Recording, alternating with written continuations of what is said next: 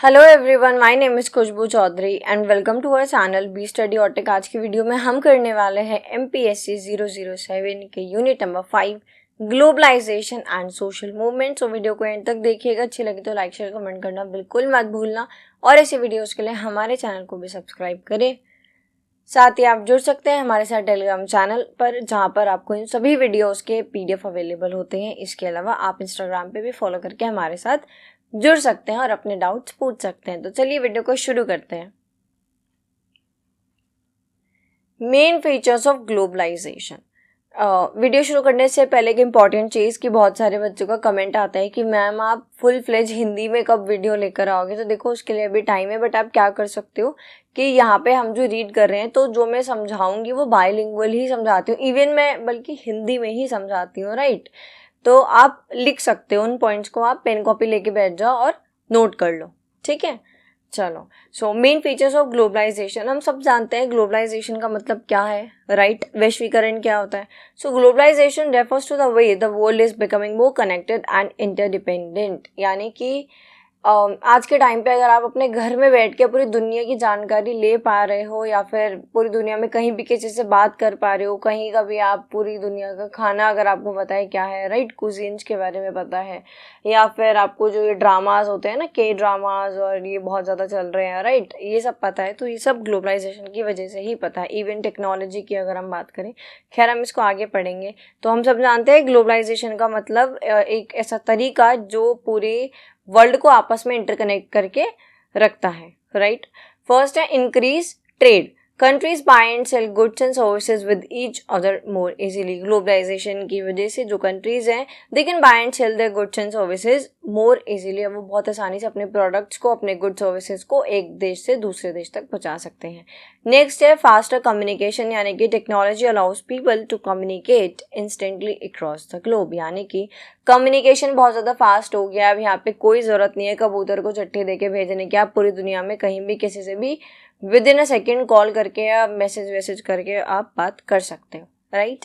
Next है cultural exchange, यानी कि ग्लोबलाइजेशन के अंदर ना हमें कल्चरल एक्सचेंज देखने को मिलता है। अच्छा, ये जो पॉइंट है ना, इस पर ज़्यादा ध्यान दो, क्योंकि इसको लेके भी ऑल्दो क्वेश्चन नहीं बनता है, बट ये काफ़ी इंपॉर्टेंट है, तो मैं चाहती हूँ आप इसको अच्छे से समझो। तो इसकी दो साइड्स हैं, पॉजिटिव और नेगेटिव, ठीक है। हम लास्ट वीडियो में भी डिस्कस कर चुके हैं ये। तो यहाँ पे कल्चरल एक्सचेंज होता है, यानी कि आइडियाज़, फूड, म्यूज़िक, ट्रेडिशन, ये सभी जो है वो कंट्रीज़ में आपस में स्प्रेड करते हैं, राइट। अब क्या होता है कि जैसे आज के टाइम पे अगर मैं इंडिया में देखूँ, स्पेशली मैं गर्ल्स की बात कर रही हूँ, ठीक है, तो के ड्रामा बहुत चल रहा है, के ब्यूटी बहुत चल रही है। और पहले हम नूडल्स के नाम पे सिर्फ मतलब ऐसे मैगी को जानते थे, है ना। फिर यिप्पी आई, फिर एक दो ब्रांड्स और आए, और अब तो हर जगह देखो तो मैगी ने भी इवन वो कोरियन वाले फ्लेवर्स निकालने शुरू कर दिए ना मैगी के अंदर। तो ये सब कहाँ से आ रही है? तो सब ग्लोबलाइजेशन की वजह से आ रहा है। अगर यहाँ पे अभी वेस्टर्न कल्चर इतना चल रहा है ना, लोग काफ़ी इन्फ्लुएंस हो रहे हैं उससे, म्यूज़िक से, फूड से, आइडियाज से, तो फिर ये सब ग्लोबलाइजेशन की ही देन है, ठीक है। नेक्स्ट है मूवमेंट ऑफ पीपल। तो ग्लोबलाइजेशन के अंदर क्या होता है कि लोग इजीली ट्रैवल कर पाते हैं, मूव कर पाते हैं टू डिफरेंट कंट्रीज। अब वो काम के लिए, वर्क के लिए भी जा सकते हैं, स्टडी के लिए भी जा सकते हैं, या फिर अगर उनको बेटर अपॉर्चुनिटीज़ मिल रही है तो ये भी वर्क के अंदर ही आएगा, इसके लिए भी जा सकते हैं। अगर जैसे कि मैं एक बात करूँ तो आज के टाइम पे मेरे को लग रहा है कि हर 5 में से 2 या 3 लोग दुबई जा रहे हैं, है ना। कोई घूमने जा रहा है, कोई शॉपिंग करने जा रहा है, कोई बिजनेस के लिए जा रहा है, पढ़ाई तो शायद कोई नहीं जा रहा है करने, मेरे ख्याल से जितना मुझे पता है, बट हाँ बिजनेस करने सब जा रहे हैं, है ना। और घूमने सब जा रहे हैं, इवन शॉपिंग करने लोग दुबई जा रहे हैं, है ना। तो फिर ग्लोबलाइजेशन के अंदर क्या होता है, मूवमेंट ऑफ पीपल होता है, मोर पीपल ट्रैवल और मूव टू डिफरेंट कंट्रीज, ठीक है। नेक्स्ट है global business. So large companies operate in many countries producing and selling products world wide. यानी कि जो बड़ी बड़ी कंपनी हुआ करती थी, जो अपने देश में ही सबसे जाइंट कंपनी होती थी, अब वो वर्ल्ड वाइड जो अपने गुड सर्विसेज प्रोडक्ट्स हैं सबको सेल कर रही हैं और प्रोड्यूस कर रही हैं, है ना। नेक्स्ट है इकोनॉमिक इंटरडिपेंडेंस। तो अब इससे क्या होता है कि अब ग्लोबलाइजेशन के अंदर ना जो कंट्रीज़ हैं वो इतनी ज़्यादा आपस में लिंक हो गई हैं कि कहीं ना कहीं इंटरडिपेंडेंसी बढ़ गई है। यानी कि आज के टाइम पे अगर मैं बात करूं, अगर एक देश के अंदर कुछ हो रहा है ना, तो वो सिर्फ उस देश के अंदर नहीं है, उस देश के साथ व्यापार करने वाले या फिर रिलेशन, अच्छे रिलेशन रखने वाले हर देश के साथ कुछ ना कुछ मतलब उसको असर पड़ेगा। फॉर एग्जाम्पल अगर मैं बोलूँ डॉलर की अगर हम बात करें तो डॉलर में काफ़ी एक्सचेंज होता है, तो अगर डॉलर बढ़ता है या डॉलर की जो वैल्यू है वो घटती है बढ़ती है कुछ भी होता है तो सिर्फ अमेरिका को उससे फ़र्क नहीं पड़ेगा, पूरी दुनिया में वो कंट्रीज़ जो भी डॉलर्स के अंदर डील करती हैं राइट या उसका एक्सचेंज करती हैं उन सभी को फ़र्क पड़ेगा। इवन जो नहीं करती उनको भी फ़र्क पड़ेगा क्योंकि भाई बिजनेस तो वो भी कर रहे हैं ना उनके साथ, तो उसकी वैल्यू घटेगी बढ़ेगी तो फ़र्क तो सबको पड़ेगा। So economies of different countries become linked, so what happens in one country can affect another. ठीक है, नेक्स्ट है बिजनेसेस एंड इकोनॉमी। सो बहुत सारे जो इंडियन बिजनेसेस हैं they grown and they expanded due to increase trade. अब यहाँ पे एक चीज़ क्या होती है कि देखो बिजनेस इकोनॉमी की हम बात कर रहे हैं, बहुत सारे जो इंडियन बिजनेसेस हैं वो काफ़ी उन्होंने अच्छी ग्रोथ भी पकड़ी, वो काफ़ी एक्सपेंड भी हुए, ट्रेड भी बढ़ा। तो यहाँ पे क्या होता है कि फॉरेन कंपनीज हैं वो भी तो इंडिया में आई है ना, creating jobs and boosting the economy, जिन्होंने बहुत सारी यहाँ पे जॉब्स क्रिएट करी और अपनी जो कंपनीज है वो इंडिया में सेटअप करी और हमारी इकोनॉमी को भी बूस्ट किया राइट।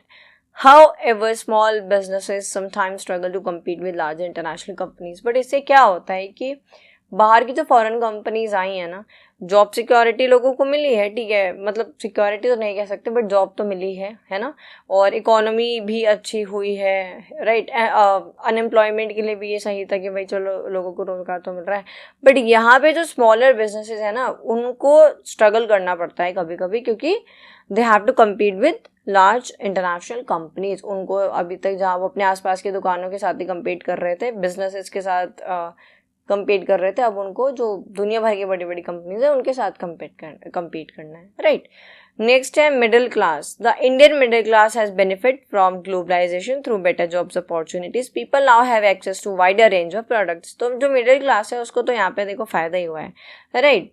मिडिल क्लास मेरे को लगता है कि शायद इसीलिए मिडिल में आती है क्योंकि इसको फ़ायदा ही होता है, क्योंकि अगर कुछ वैसा होता है बहुत ज़्यादा कुछ महंगा हो जाता है तो नो डाउट मिडिल क्लास को भी मतलब उसके ऊपर भी असर देखने को मिलता है। बट जो लोअर मिडिल क्लास या फिर जो पुअर फैमिलीज होती है उनके ऊपर ज़्यादा असर पड़ता है ना, या फिर कुछ बिजनेस से रिलेटेड होता है तो जो भी अपर मिडिल क्लास वाले आते हैं या फिर बिजनेस वाले आते हैं उनको फ़र्क पड़ता है, तो ये मिडिल क्लास वाले इनका नॉर्मल चलता है। So the Indian middle class has benefited from globalisation. तो जो मिडिल क्लास है उनको अच्छी जॉब अपॉर्चुनिटीज़ मिली और अब उनके पास एक्सेस है to a wider range of products, यानी कि अगेन मैगी वाला एग्जांपल ही ले लो है ना, पहले के टाइम पे 1 2 3 या 4 तरीके की मतलब ये नूडल्स वगैरह आते थे, बट आज के टाइम पे तो मैगी ने खुद इतने सारे फ्लेवर्स निकाल दिए हैं नूडल्स के अंदर और दुनिया भर के अलग से तो चल ही रहे है ना। तो आपको यहाँ पे वाइडर रेंज ऑफ वेराइटीज़ मतलब देखने को मिल जाती हैं कुल मिला के। ओके, नेक्स्ट है farmers and rural community. So globalisation has brought challenges for some farmers as if is competition from agriculture imports. अब यहाँ पे कह रहे हैं कि जो ग्लोबलाइजेशन है ना वो चैलेंजेस लेके आया है कुछ फार्मर्स के लिए। क्यों?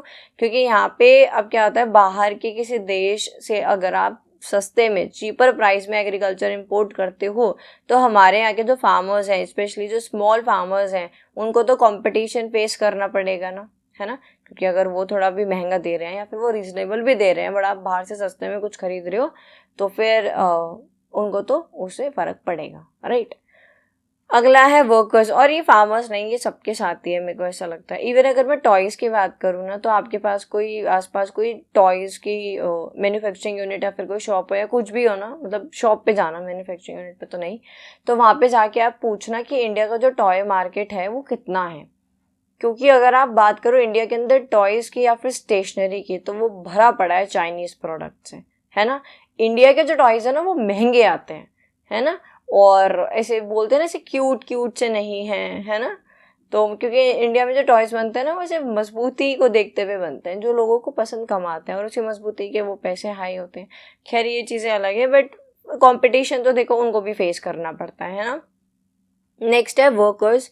Many jobs have been created, no doubt workers को job मिली, however not all jobs offer good working condition और pay, लेकिन अच्छी कंडीशंस हर किसी को नहीं मिली, अच्छा पे नहीं मिला। So global competition can lead to job insecurity for some workers. अब यहाँ पे क्या है कि देखो जॉब्स तो मिली नो डाउट, लेकिन अच्छी नहीं मिली, अच्छी इन द सेंस कि गुड वर्किंग कंडीशंस नहीं मिली या फिर गुड पे नहीं मिला। और अगर हम बात करें ग्लोबल कंपटीशन भी हमें देखने को मिला, क्योंकि यहाँ पे जॉब इनसिक्योरिटी है, यानी कि यहाँ पे जो जॉब्स हैं वो सिक्योर नहीं है ना। नेक्स्ट है impact of globalization on various section of Indian society. हम यही तो पढ़ रहे थे ना अभी तक। चलो, तो इसमें 5th पॉइंट है youth and education. The younger generation has more opportunities for education and careers both with in India and abroad. यानी कि ये बात कर रहे हैं ग्लोबलाइजेशन की वजह से जो यंगर जनरेशन है ना, उनको बहुत ज़्यादा अपॉर्चुनिटीज़ मिली एजुकेशन को लेके भी, करियर को लेके भी, इंडिया के अंदर भी और इंडिया के बाहर भी। However, there is a pressure to adapt to a new skill and compete on a global level. अब यहाँ पे क्या होता है देखो, नो डाउट ग्लोबलाइजेशन की वजह से हमारी जो यूथ है उनको बेटर अपॉर्चुनिटीज़ मिली in terms of education and careers within India and abroad. लेकिन अब यहाँ पे ना एक प्रेशर भी है। जैसे आज के टाइम पे आप देख रहे हो कि जब से एआई को इतना ज़्यादा यूज़ में लिया गया है, ठीक है, एआई जब से आया है तब से ये मान लो कि करोड़ों लोगों की जो नौकरी है वो जा चुकी है, राइट। अब यहाँ पे जो नई यूथ है ना, नई यूथ का मतलब अभी वही जो यूथ है हमारी, है ना, जो नए बच्चे हैं, अब उनके ऊपर प्रेशर पड़ा है कि उनको नई नई स्किल सीखनी है। अब वो बेसिक आपका काम नहीं चलेगा कि 10th हो गई, 12th हो गई, ग्रेजुएशन हो गई, मन करा किसी का मास्टर्स कर ली या बीएड कर ली या लॉ की डिग्री ले ली, मतलब कुछ भी ले लिया, बट आपको अब किसी भी फील्ड में हो आपको नॉलेज होनी चाहिए, है ना। तो अब क्या हो रहा है, अब बच्चों के ऊपर प्रेशर पड़ रहा है कि नई नई स्किल्स आप सीखो, है ना। Cultural and society. So globalization has influenced Indian culture by introducing new ideas, foods, fashion, entertainment from around the world, while many enjoy but some worry about the loss of traditional values and practices. मैंने इसीलिए आपको बोला था कि शुरू में इस point के ऊपर ध्यान दो। तो देखो क्या होता है, ग्लोबलाइजेशन की वजह से नो डाउट बाहर का कल्चर यहाँ पे आया है, नए नए आइडियाज़ आए हैं, फूड आया है ना, कुजीन्स आए हैं, फैशन, एंटरटेनमेंट, दुनिया भर की चीज़ें। बट देखो ना, यहाँ पे कुछ लोग इस चिंता में भी हैं कि शायद थोड़ी सी मैं भी चिंता में हूँ कि जो हमारे ट्रेडिशनल वैल्यूज़ और प्रैक्टिसेस हैं वो ख़त्म हो गई हैं। बट इट डजेंट मीन कि मैं नहीं चाहती कि ग्लोबलाइजेशन की वजह से जो नए नए आइडियाज़ और फूड्स, फैशन, एंटरटेनमेंट आ रहे हैं वो रुक जाए, नहीं। बट आपको बैलेंस करना होगा। आप ऐसे नहीं कर सकते कि आप पूरा ही वेस्टर्न कल्चर को अडॉप्ट कर ले, तो बिल्कुल आप अपनी नॉर्म्स, बिलीव्स, वैल्यूज, ट्रेडिशन या कल्चर को, प्रैक्टिसेस को भूल जाते हो। इसका एग्जांपल मैं बता देती हूँ कि कुछ जो आज के टाइम पे हमें शादी देखने को मिलती है, तो मैं पहले बहुत बार बता चुकी हूँ, आपको पता है। कुछ एग्जाम्पल्स मेरे फेवरेट है जो मैं बार बार आपको बताती रहती हूँ। वो यही है कि पहले के टाइम पे जो शादी हम लोग देखते थे ना, वो होती थी एक फेस्टिवल की तरह, लाइक एक महीने तक का फेस्टिवल चल रहा है। मतलब आप कार्ड देने जा रहे हो, फिर जो आपके गेस्ट हैं वो घर आ रहे हैं, दुनिया भर के गीत हो रहे हैं, मतलब अलग अलग कम्युनिटी, अलग अलग कास्ट, सॉरी कम्युनिटी नहीं, अलग अलग जो कास्ट हैं, रिलीजन है, उनके अलग अलग चीज़ें होती हैं, ठीक है। बट फिर भी एक फेस्टिवल होता था, है ना, दुनिया भर के, मतलब ऐसे सब लोग गैदर हो रहे हैं और महीनों तक चीज़ें चल रही है, आज ये रस्म, वो रस्म, ये रस्म, और घर से विदाई हो रही है, ये सारी चीज़ें, मतलब आप कुल मिला के रूट से अपने जुड़े हुए थे। बट आज के टाइम पे देखो तो शादी एक फेस्टिवल तो बिल्कुल नहीं रहा है, बल्कि एक इवेंट सा हो गया है।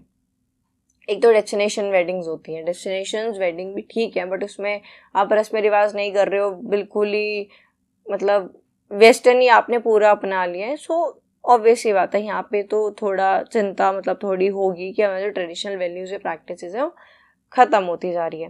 जैसे कुछ लोग, दिवाली आने वाली है तो दिवाली की बात करते हैं, तो कुछ लोग ऐसे होते हैं, मैंने देखा है कि जो लोग दिवाली पे दिए जलाते ही नहीं हैं, वो सिर्फ जो एलईडी लाइट्स होते हैं या फिर जो चाइनीज लाइट्स होती है ना, इन्हीं से अपना पूरा घर सजा देते हैं, बट वो लोग दिया ही नहीं लगाते। तो क्या फ़ायदा उन लाइट्स का, है ना। मेन तो हमें दिया जलाना है ना। सो जो ग्लोबलाइजेशन है कल्चर का, देखें तो यहाँ पे पॉजिटिव भी इम्पैक्ट हुआ है और नेगेटिव भी हुआ है, ठीक है। नेक्स्ट है globalization and social movements have impacted farmers in India in many ways. बात करते हैं कि इंडिया के जो फार्मर्स हैं उनको कैसे इम्पैक्ट किया है ग्लोबलाइजेशन और सोशल मूवमेंट्स ने। फर्स्ट है मार्केट एक्सेस, यानी ग्लोबलाइजेशन की वजह से जो इंटरनेशनल मार्केट है वो सबके लिए ओपन हो गई है, even for the Indian farmers, जिसकी वजह से अब जो फार्मर्स हैं उनको वो अपॉर्चुनिटी मिली है कि जो भी दे आर प्रोड्यूसिंग, राइट, जो भी वो प्रोड्यूस कर रहे हैं वो उसको इंटरनेशनली, ग्लोबली सेल कर सकते हैं, अच्छे दाम पे, अच्छे प्राइजेस पे बाहर बेच सकते हैं। नेक्स्ट है इंक्रीज्ड कंपटीशन, तो जो फॉरेन कंपनीज इंडियन मार्केट में आई हैं उसकी वजह से क्या हुआ है, जो लोकल फार्मर्स हैं उनको ज़्यादा कंपटीशन फेस करने को फेस करना पड़ता है, right, specially from cheaper imported agriculture products. अब देखो फर्स्ट में मार्केट एक्सेस है, यानी इंडिया के जो फार्मर्स हैं वो दूसरे देशों में जाके अपना प्रोड्यूस जो है वो सेल कर सकते हैं अच्छे दाम पे। अब यही चीज़ इनके लिए कंपटीशन भी बन के आ रही है। क्यों? क्योंकि भाई देखो, अगर आप दूसरे देश में जा रहे हो तो दूसरे देश के लोग भी यहाँ आएंगे और सरकार उनसे फिर चीपर प्राइस पे सस्ते दाम पे इंपोर्ट करेगी जो भी एग्रीकल्चर प्रोडक्ट्स हैं। तो हमारे जो फार्मर्स हैं उनको फिर यहाँ पे कंपटीशन फेस करना पड़ता है, ठीक है। नेक्स्ट है income instability. So global market fluctuations have made prices of crops like corn and wheat unpredictable, affecting farmers' income.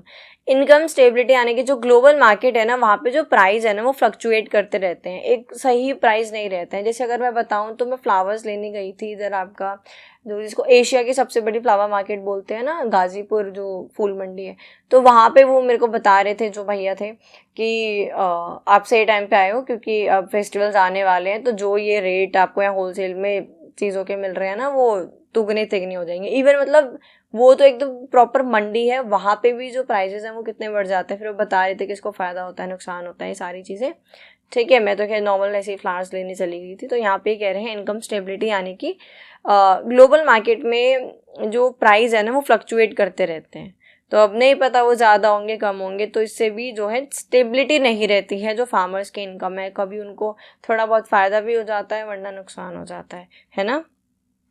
अगला है डेट क्राइसिस, यानी कि अब सीड्स फर्टिलाइजर्स की भी ज़रूरत है। अब उनकी कॉस्ट भी बहुत ज़्यादा बढ़ गई है, हर फार्मर उनको अफोर्ड नहीं कर सकता, है ना। अब यहाँ पे ये नहीं कि फार्मर बहुत पुअर हैं, बट देखो फार्मर का जो काम है ना खेती, वो ऐसा है कि वो खुद भी अनप्रेडिक्टेबल है। कब आपकी फसल को पूरी तरीके से कीड़ा बर्बाद कर दे, या फिर अगर इधर हरियाणा साइड देखो तो नीलगाय फसल बहुत ख़राब करती है ना। इसके अलावा अगर हम बात करें तो सूखा पड़ सकता है, बारिश बहुत ज़्यादा आ सकती है, धूप बहुत ज़्यादा आ सकती है, ये जो भी है अन्य कारण हो सकते हैं जिससे फसल ख़राब हो सकती है। तो वहाँ पे फार्मर क्या करेगा, इतने महीने मेहनत करी और वो मेहनत फिर ख़राब हो जाए तो इंसान बेनिफिट तो नहीं मिलेगा उसको उससे, है ना। तो यहाँ पे क्या होता है कि हायर इनपुट कॉस्ट यानी सीड्स फर्टिलाइजर्स बहुत महंगे आते हैं और इनको ख़रीदना भी ज़रूरी है, तो इनको बोरो करने के लिए डेट लेते हैं या फिर लोन लेते हैं, और जिसकी वजह से फिर उसमें वो फंस के रह जाते हैं, है ना। नेक्स्ट है फार्मर्स प्रोटेस्ट। तो farmers movements have emerged to demand better prices, subsidies and protection from unfair policies like the 2020 and 21 protest against new farm laws. Farmers protest के अंदर क्या होता है, जो हमारे किसान हैं वो आंदोलन करते हैं, वो डिमांड रखते हैं बेटर प्राइसेस की, सब्सिडीज़ की, और जो भी ऐसी अनफेयर पॉलिसीज़ हैं जो कि सही नहीं हैं, है ना, जो कि अनफेयर हैं, ऐसी जो पॉलिसीज़ हैं उनको हटाने की डिमांड करते हैं। जैसे कि हमने देखा था 2020 और 21 में, बट वो तो खैर किसी और ही मोड पे चला गया था मूवमेंट। बट फार्मर्स प्रोटेस्ट के अंदर हमें जनरली ये देखने को मिलता है कि उनको चाहिए क्या, बस बेटर प्राइसेस, सब्सिडीज़ और अनफेयर लॉज को हटा दिया जाए, जो भी पॉलिसीज़ बन रही हैं उनको। Next है land right movement. Social movements have also pushed for better land rights, trying to prevent farmers from losing their land to corporations और government project. Land rights movement के अंदर क्या होता है, देखो हमें पता है कि हमारे जो फंडामेंटल राइट हैं पहले वो 7 थे, है ना। राइट टू प्रॉपर्टी को किस लिए हटाया गया था, क्योंकि क्या हो रहा था कि जब भी सरकार को डेवलपमेंट करना होता था, डेवलपमेंट के नाम पे कोई रोड बन रहा है, हाईवे बन रही है, मेट्रो निकल रही है, या एयरपोर्ट बन रहा है, या कोई फैक्ट्री बन रही है, कुछ भी हो रहा है, सरकारी ऑफिस बन रहा है ना, तो वहाँ पे तो चाहिए थी हमें कुछ ज़मीनें। अब वो जो ज़मीन है जो भी उस पूरे प्लान के अंदर आ रही है, अब हर कोई इंसान उसको लेके कोर्ट में पहुँच जाए कि भाई हमारे तो फंडामेंटल राइट है, तो इसीलिए उसको वहाँ से हटा दिया गया। जिससे कि अब क्या हो, अगर सरकार को कुछ अपना कोई प्रोजेक्ट है उसको बनाने के लिए आपकी ज़मीन चाहिए, तो फिर सरकार आपको जो एक दाम है वो लगाएगी और वो ज़मीन ले लेगी।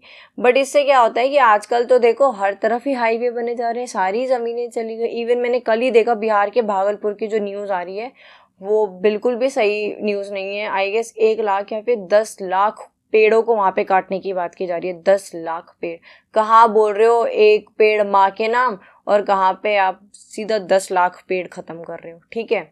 ऐसे अभी हमें हैदराबाद के अंदर देखने को मिला था। इवन दिल्ली के अंदर मैं रहती हूँ, तो यहाँ पे जिस स्पीड से जो मेट्रो है वो बढ़ती जा रही है, तो which is good, right, metro अच्छी है ना, मेट्रो अच्छी है, पब्लिक ट्रांसपोर्ट है, पोल्यूशन कम होगा, ट्रैफिक कम होगा, आप इजीली कहीं भी पहुँच सकते हो, फेयर प्राइस भी, मतलब ठीक है इसके, है ना, प्राइजेस भी कम हैं, बहुत सारी चीज़ें अच्छी हैं, बट एक चीज़ वो है कि जहाँ जहाँ से मेट्रो निकल रही है वो पता नहीं क्यों वही रूट पे से जा रही है जहाँ पे दुनिया भर के पेड़ हैं और उन सभी को फिर काटा जा रहा है ना। तो यहाँ पे ये जो सोशल मूवमेंट्स हैं वो फार्मर्स ने करे और बाकी लोगों ने भी करे लैंड राइट को लेके, क्योंकि क्या होता है कि सरकार गवर्नमेंट प्रोजेक्ट या कॉरपोरेशन के नाम पे जो ज़मीन है वो ले लेती है ना। अभी भी जैसे जेवर में आई गेस एयरपोर्ट बन रहा है, तो वहाँ पे बहुत सारे लोगों की जो ज़मीन है वो सरकार ने ली है। सरकार एक प्राइस दे देती है उनको, जो भी उनकी ज़मीन का पैसा लगता है, और वो ज़मीन सरकार की हो जाती है, ठीक है। नेक्स्ट है globalization and social movements have impacted the working class in many ways. अभी हम पढ़ के आए हैं किसानों के बारे में, अब हम पढ़ेंगे जो हमारी वर्किंग क्लास है, यानी कि जो लेबर्स हैं उनके बारे में, या फिर जो नॉर्मल वर्किंग क्लास में आते हैं। फर्स्ट है जॉब अपॉर्चुनिटीज। तो नो डाउट ग्लोबलाइजेशन ने न्यू मार्केट्स को ओपन किया है, तो नई जॉब्स भी यहाँ पे मिली है, specially in the sectors like IT and manufacturing. However many jobs are low paying and lack of job security. तो देखो जॉब अपॉर्चुनिटीज तो आई हैं, लेकिन और स्टेबल जॉब अपॉर्चुनिटीज़ नहीं आई है, जॉब सिक्योरिटी यहाँ पे नहीं है, और कोई बहुत अच्छा पे भी यहाँ पे नहीं मिल रहा है। और क्यों नहीं मिल रहा है? क्योंकि ऑलरेडी बहुत भीड़ खड़ी हुई है जॉब पाने के लिए। तो आपको जॉब मिली है अगर आप आवाज़ उठाओगे ना। जैसे आपने देखा श्रीदेवी और अनिल कपूर की एक मूवी है, नहीं भी देखी तो मैं बता देती हूँ, मुझे नाम नहीं पता उस मूवी का, बट उसका एक सीन मैंने देखा था जिसमें अनिल कपूर को ना यूनियन लीडर बनाया जाता है, जितने भी वहाँ पे लेबर्स होते हैं, और क्योंकि वो इकट्ठे होते हैं तो उनकी आवाज़ में दम होता है ना। और वो जो यूनियन लीडर है अनिल कपूर, वो रिप्रेजेंट करते हैं वो जो भी 300-400 मिल वर्कर्स थे उन सबको। अब वहाँ की जो ओनर होती हैं वो श्रीदेवी होती हैं, तो श्रीदेवी को उन लोगों की बात माननी पड़ती है, क्योंकि उस टाइम पे इतना लेबर अवेलेबल नहीं था कि वो उनको हटा के फेंक दे, और लेबर अवेलेबल भी होता तो फिर वहाँ पे जो यूनियन था वो इसीलिए बनाया गया था, जो कि अगर जो भी डिमांड्स हैं लेबर्स की, जैसे वर्किंग कंडीशन को लेके, हेल्थ केयर फैसिलिटीज़ को लेके या बेटर वेजेस को लेके, तो उठाई जा सके। अब ये जो मैंने एग्जांपल दिया है ये आने वाले 2-3 पॉइंट्स में हमें हेल्प करेगा, ठीक है। तो यहाँ पे हम बात करें तो देखो ऑलरेडी इतनी भीड़ खड़ी हुई है और आपके पास जॉब सिक्योरिटी भी नहीं है, तो फिर आप बेटर वेजेस की डिमांड नहीं कर सकते। आपको तो ऐसा है भाई नौकरी मिल गई वही बहुत है ना, बाकी आगे देखते रहेंगे। सो ये है ग्लोबलाइजेशन में। दूसरा है इनकम इनइक्वालिटी, यानी कि कुछ लोगों को तो देखो अच्छी खासी उन्होंने वेल्थ गेन कर ली ग्लोबलाइजेशन से। अब वहीं पे बहुत सारे कुछ ऐसे वर्कर्स हैं जो कि अनऑर्गेनाइज सेक्टर में हैं, जो कि फेस कर रहे हैं लो इनकम और एक्सप्लॉयटेशन। नेक्स्ट है labour rights movement. Social movement have pushed for better working condition, minimum wages and labour laws. भाई लेबर राइट मूवमेंट में मैंने आपको अभी बताया 3 चीज़ों की डिमांड रखी जाती है। पहले तो लेबर लॉ, दूसरा अच्छी करो वर्किंग कंडीशन को, राइट, बेटर वर्किंग कंडीशन, और अगला है मिनिमम वेजेस। तो दो भाई, पूरा दिन इंसान इतनी मेहनत कर रहा है तो इतनी तो उनको पैसा दो ना, इतनी तो सैलरी दो ना उनको जिसमें वो सेटिस्फाई हो सके, सेटिस्फाई नहीं, उनकी बेसिक नीड्स फुलफिल हो सके, है ना। अगला है यूनियन डिक्लाइन। तो अभी हमने यूनियन की बात करी थी ना। So globalisation has weakened labour union in certain industries, making it harder for workers to fight for better wages और जॉब सिक्योरिटी। यानी कि ग्लोबलाइजेशन ने जो लेबर यूनियन है ना कुछ इंडस्ट्रीज के अंदर, उनको बहुत ज़्यादा वीक कर दिया, making it harder for workers to fight for better wages और जॉब सिक्योरिटी। यानी कि उस टाइम पे तो उन लोगों ने आवाज़ उठा ली थी, बट आज के टाइम पे ऐसा आप यूनियन बना के आवाज़ नहीं उठा सकते कि हमें बेटर वेजेस दो, जॉब सिक्योरिटी दो, क्योंकि मैंने आपको बताया बहुत भीड़ खड़ी हुई है। वो कहेंगे अच्छा आपको नहीं काम करना, जाओ, दुनिया भर के लोग हैं जो लाइन में लगे हुए हैं काम करने के लिए अनएम्प्लॉयमेंट की वजह से, है ना। अगला है shift to informal sector. So a large number of workers specially from rural area move to informal jobs in cities where there are fewer benefits like. अब यहाँ पे एक शिफ्ट होता है, यानी कि जो लोग रूरल एरियाज़ में रहते हैं वो सिटीज़ में जा रहे हैं। किस लिए जा रहे हैं? हेल्थ केयर फैसिलिटीज़ के लिए, पेंशन्स के लिए और स्टेबल सैलरीज़ के लिए। सेम हमें ये माइग्रेशन और अर्बनाइजेशन में भी देखने को मिलता है कि लोग शिफ्ट कर रहे हैं रूरल एरिया से अर्बन सिटीज़ में फॉर बेटर अपॉर्चुनिटीज़ और काम के लिए, है ना, एजुकेशन के लिए। बहुत सारे लोग तो क्या होते हैं जो रूरल एरियाज़ में रहते हैं, वो अपने किसी रिलेटिव के घर आते हैं, उनका कोई ट्रीटमेंट वगैरह चल रहा होता है, फिर वो यहीं पे रह लेते हैं और यहीं पे फिर वो जॉब ढूंढ लेते हैं, फिर यहीं पे उनकी फैमिली चलने लगती है और गांव से उनका जो रूरल एरियाज़ है मतलब वहाँ से उनका मतलब छूट जाता है। तो खैर ये तो काफ़ी सारी चीज़ें फिर इसमें आ जाएंगी। नेक्स्ट पॉइंट पे हम आते हैं awareness in education. Social movements ने नो डाउट, जो ग्लोबलाइजेशन है उसने क्या करा है, जो सोशल मूवमेंट्स किसी एक देश में हो रहे हैं, है ना, तो दूसरे देशों में भी वो स्प्रेड हो रहे हैं आइडियाज़, तो उन्हीं को फिर लोग अपने देश में भी इस्तेमाल कर रहे हैं। जैसे कि अगर बात करूँ, किसी देश में डिमांड उठी है कोई पर्टिकुलर राइट को लेके, तो फिर बाकी देश में भी ना लोग कहीं ना कहीं उससे ऐसे इन्फ्लुएंस होंगे, अच्छा हमें भी हमारे देश में आवाज़ उठानी चाहिए, हमारी सरकार भी हमारे लिए कुछ करेगी, है ना। Social movement have increased awareness about workers right and empowering many workers to demand their rights, है ना। नेक्स्ट है globalization and social movements have impacted women in many ways. Farmers को देख लिया हमने कैसे इम्पैक्ट किया ग्लोबलाइजेशन ने, वर्कर्स को देख लिया, अब हम देखेंगे विमेन को कैसे इम्पैक्ट किया, ठीक है। फर्स्ट है employment opportunities helping women to enter into the workforce. तो नो डाउट ग्लोबलाइजेशन की वजह से जो विमेन्स हैं उनको भी काफ़ी अपॉर्चुनिटीज़ मिली। दूसरा एजुकेशन की ग्लोबली अवेयरनेस काफ़ी इसको मतलब प्रमोट किया गया, राइट, कि जो गर्ल्स की एजुकेशन है वो बहुत ज़्यादा ज़रूरी है, जिसकी वजह से अब विमेन्स को भी चांस मिला टू गेट एजुकेशन और नई स्किल्स वो सीखें। नेक्स्ट है इकोनॉमिक इंडिपेंडेंस, यानी कि अब भाई अपॉर्चुनिटीज़ भी मिल रही हैं, एजुकेशन भी ले लिए, स्किल भी सीख लिए, तो फिर अब उनको ज़्यादा जॉब अपॉर्चुनिटीज़ भी उनके पास हैं। और women are gaining financial independence which improves their social standing within families and communities। और देखो ये रियलिटी है, यहाँ पे सिर्फ इन्होंने women के बारे में बता रखा है, मतलब मैंने नोट्स बनाए, मैंने ही बता रखा है, बट आपको पता है क्या, ये मेरे को लगता है कि सबके लिए है कि आप जब एक एज पे आ जाते हो ना तो फिर आपको अर्न करना पड़ता है ना। यहाँ पे भी वही है कि जब जो विमेन्स हैं पहले तो वो अर्न नहीं करती थी, सिर्फ घर में रहती थी, घर का काम करती थी, पढ़ी लिखी नहीं होती, तो इतनी ना उनको रिस्पेक्ट नहीं मिलती थी। बट फिर भाई अब पढ़ी लिखी हैं, स्किल्स हैं, नॉलेज है दुनिया भर की, है ना, तो और जॉब वगैरह भी है, फाइनेंशियल इंडिपेंडेंस भी है, तो अब उनका एक स्टैंड है, सोशल स्टैंडिंग है फैमिलीज और कम्युनिटीज़ के अंदर, है ना। Work place inequality despite increase opportunities, यानी कि अपॉर्चुनिटीज़ बढ़ी हैं बट इसके बावजूद women still face wage gaps, fewer promotions and limited leadership roles in many industries। बहुत सारी इंडस्ट्रीज के अंदर मतलब लीडरशिप का जो रोल है वो भी काफ़ी लिमिटेड देखने को मिलता है, प्रमोशंस भी कम देखने को मिलते हैं और वेजेस का गैप भी देखने को मिलता है। अगला है विमेन्स राइट मूवमेंट। तो movements fighting for gender equality have help push for laws protecting women. Women's right movement के अंदर जो विमेंस हैं वो आवाज़ उठाती हैं कि भाई ऐसे कानून बनाओ जो कि हमें प्रोटेक्ट करें, बचाएं किससे, डोमेस्टिक वायलेंस से, सेक्सुअल हरेसमेंट से और डिस्क्रिमिनेशन से, ठीक है। अगला है पॉलिटिकल एम्पावरमेंट, यानी कि अब भाई जो विमेंस हैं उन्होंने एजुकेशन भी ले ली और स्किल्स भी उनके पास हैं और वो अच्छा अर्न भी कर रही हैं, फाइनेंशियल इंडिपेंडेंट भी हैं, है ना, लॉज भी बन गए हैं, तो अब पॉलिटिक्स में भी उनका जो रिप्रेजेंटेशन है उसको बढ़ाने को लेके यहाँ पे जो विमेन्स हैं उन्होंने बात की। So movements are push for greater representation for women in politics leading to reservation policies. Women हमें रिजर्वेशन भी तो देखने को मिलता है, SC STs OBCs women's AWS, है ना, कितने सारे रिजर्वेशन देखने को मिलते हैं। So these points show how globalization has expanded opportunities for women whilst social movements have played a crucial role in securing the rights and improving conditions for women across India. Next है importance of networking and cooperation in social movements। networking and cooperation क्या होता है, देखो मैं भीड़ शब्द बहुत ज़्यादा बोल रही थी ना अभी और यूनियन की बात कर रही थी।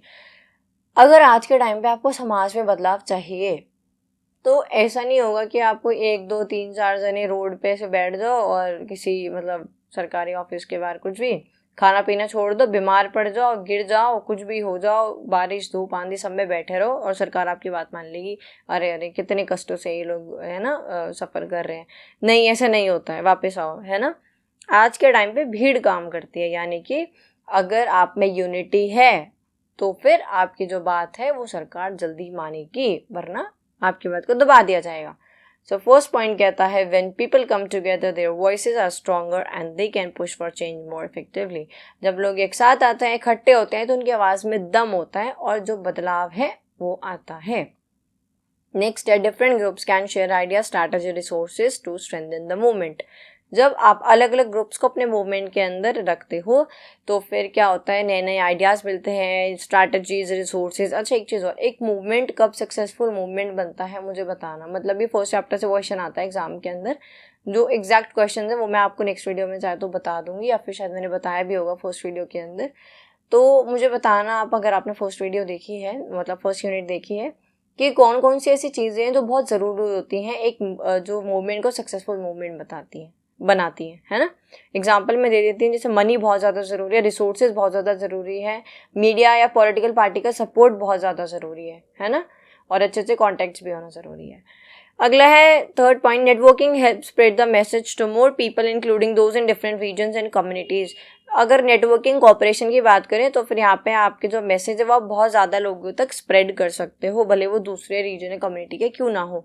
नेक्स्ट है कि जब अलग अलग ग्रुप्स एक साथ मिलते हैं ना, व्हेन दे कोऑपरेट, तो एक यूनिटी हमें दिखती है ना, जो कि आपकी हेल्प करती है दूसरों को कन्विंस करने के लिए, including the government to listen, और जिससे फिर जो गवर्नमेंट है वो भी आपकी बात को सुनती है। Working together helps keep the government going and even when it face challenges. So in short, networking and cooperation help social movement grow, gain attention and create real change in India. Last है, how has globalisation impacted developing countries. सबको देख लिया, अब developing countries को कैसे impact किया है वो भी देख लेते हैं। पहला है spread of ideas. So globalization helps people in developing countries learn about movement and ideas from other parts of world, inspiring similar actions. Globalization में ना आइडियाज का स्प्रेड हो, मतलब स्प्रेड ऑफ आइडियाज हमें देखने को मिला, जिसकी वजह से क्या हुआ है, अगर किसी एक देश में जो विमेन्स हैं वो अपने राइट्स के लिए आवाज़ उठा रही हैं तो दुनिया भर की विमेन्स उनसे इंस्पायर होकर वो भी आवाज़ उठा रही हैं। नेक्स्ट है एक्सेस टू टेक्नोलॉजी, यानी कि with better access to the internet, social media, people can organize and share information, mobilize faster. क्योंकि अब टेक्नोलॉजी का एक्सेस सबके पास है ऑलमोस्ट, तो जो कि आसान बनाता है कि आप जो अभी हम नेटवर्किंग ऑपरेशन की बात कर रहे थे ना उसके अंदर भी, कि आप बहुत ही क्विकली, बहुत ही फास्टर तरीके से, बहुत ही मतलब आसानी से, इवन बहुत ही तेज़ी से जो लोग हैं उन तक आप बात पहुंचा सकते हो, है ना। With better access to the internet, social media, people can organize, share information, mobilize faster. इसका एग्जाम्पल अगर मैं दूँ तो काफ़ी नेगेटिव एग्जाम्पल है, बट एग्जाम्पल तो है। अभी हमें दिल्ली में जो रिट्स देखने को मिले थे ना 4-5 साल पहले, उसमें बताया गया था कि वो कम्प्लीटली जो आपका पूरा रिट्स हुआ था ना, वो कम्प्लीटली आपको ऑपरेट किया गया था व्हाट्सएप के थ्रू, है ना। यानी कि दिल्ली में जो रेट्स हुए थे उनको कम्प्लीटली व्हाट्सएप पे ग्रुप्स बना के और वहाँ से ऑपरेट किया गया था। कॉल्स वगैरह नहीं शायद देखने को मिली थी, कम देखने को मिली थी। व्हाट्सएप पे ही पूरी प्लानिंग, स्ट्रैटेजी, फिर एक्शंस लेना और पल पल की खबर देना, हर एक चीज़ व्हाट्सएप पे ही हो रहा था, है ना। अगला है international support. So movements in developing countries can now gain attention and support from global organization, media और एक्टिविस्ट। अब क्या होता है, अगर एक देश के अंदर कुछ हो रहा है किसी के खिलाफ तो फिर दुनिया भर का सपोर्ट उसको मिल जाता है, दुनिया भर की मीडिया का और जो भी ऑर्गेनाइजेशंस बनी हुई हैं, जो भी एक्टिविस्ट काम करते हैं, उन सबका सपोर्ट मिल जाता है।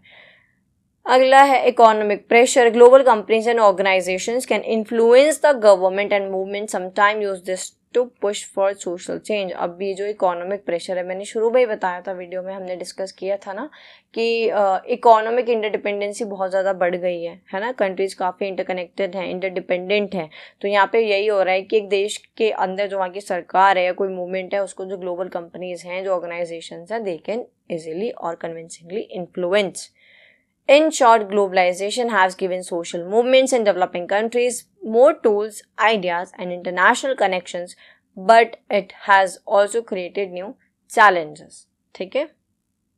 That's all for today. I hope आपको वीडियो अच्छी लगी और आपने पूरी देखी। अगर आप हमें सपोर्ट करना चाहते हो तो फिर आप हमारी मेंबरशिप ज्वाइन कर सकते हो, जो कि बहुत ही रीजनेबल है, या फिर सुपर थैंक्स भी हमें भेज सकते हो। इसके अलावा कमेंट, शेयर और सब्सक्राइब करना बिल्कुल मत भूलना। मिलते हैं अगली वीडियो में। Till then, B study otic.